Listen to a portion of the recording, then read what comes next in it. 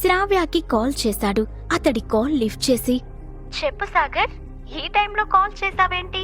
అని ఏదో పని చేసుకుంటూ పరధ్యానంగా అడిగింది శ్రావ్య. చక్రపాణి గురించి చెప్పి, మనం అతని మీద నమ్మకం పెట్టుకుని ముందుకు వెళ్ళొచ్చా అని అనుమానంగా అడిగాడు సాగర్. అతడి మాటలకి ఫీల్ అవుతూ, నేను అతడి బ్యాక్గ్రౌండ్ 1-2 సార్లు చెక్ చేసుకుని నీ దగ్గరికి పంపించాను సాగర్. ఆయనకి లైఫ్ థ్రెట్ ఉండడం వల్ల నీతో అలా బిహేవ్ చేసి ఉండొచ్చు అని చెప్పింది శ్రావ్య. సాగర్ ఆమె మాటలకి కన్విన్స్ అవుతూ ఉండగా కావ్య తన హాట్ క్యాజుల్లో, ఏదో ఈవెంట్ ఏర్పాటు చేయబోతుంది అంటున్నావు కదా, ముందు ఆ ఈవెంట్కి ఎలా వెళ్లాలో ఆలోచించు సాగర్ అని సలహా ఇచ్చింది శ్రావ్య. సాగర్ సరే అనడంతో శ్రావ్య కాల్ కట్ చేసింది.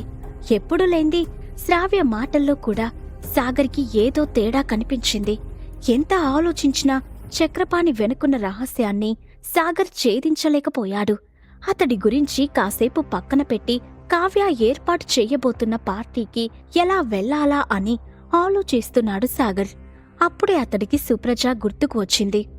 ఆమెకి హాలీవుడ్లో చాలా పరిచయాలు ఉండడం వల్ల కావ్య పార్టీకి ఎంట్రీ పాస్ ఇప్పించగలదేమో అనుకుంటూ సుప్రజకి కాల్ చేశాడు.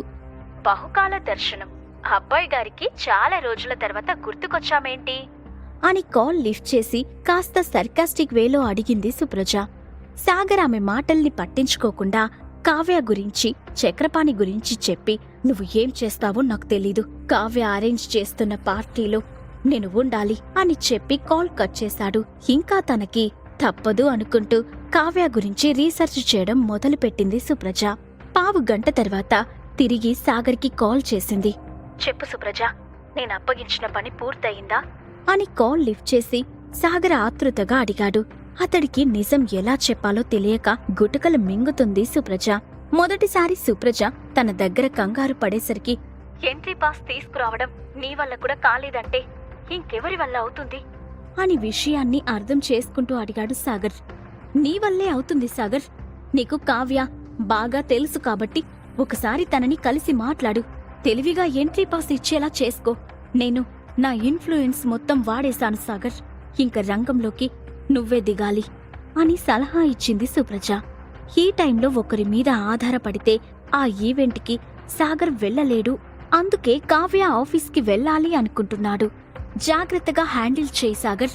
ఈ ఈవెంట్కి కావ్య పెట్టిన పేరు చాలా విచిత్రంగా ఉంది అని సుప్రజ అనడంతో, ఈవెంట్ పేరు ఏంటి అని అడిగాడు సాగర్.